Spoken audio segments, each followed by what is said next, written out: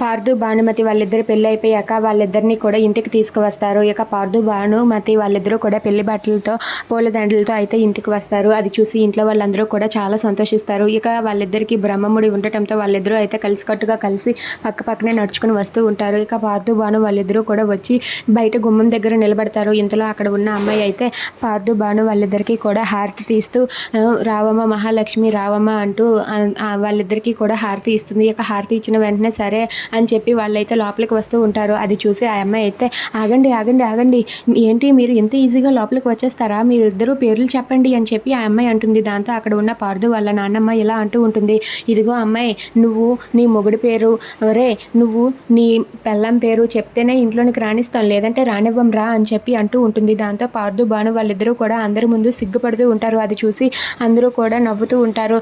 దాంతో అక్కడ ఉన్న బామ్మ మాత్రం మీరు చెప్పకపోతే ఇంట్లోనికి రానివ్వను అని చెప్పి అంటుంది. దాంతో అక్కడ ఉన్న పార్థు అయితే సిగ్గుపడుతూ ఉంటాడు. ఇక భాను అయితే ఇలా అంటూ ఉంటుంది, నా పేరు భానుమతి, నేను నా భర్త పార్థు వచ్చామని చెప్పి అంటూ ఉంటుంది. అది వినగానే అక్కడ ఉన్న వాళ్ళందరూ కూడా నవ్వుతూ ఉంటారు. ఇంతలో భాను చెప్పిన వెంటనే పార్థు కూడా నా పేరు పార్థు, నేను నా భార్య భానుమతి ఇంటికి వచ్చామని చెప్పి అంటూ ఉంటాడు. అది వినగానే అందరూ కూడా నవ్వుతూ ఉంటారు.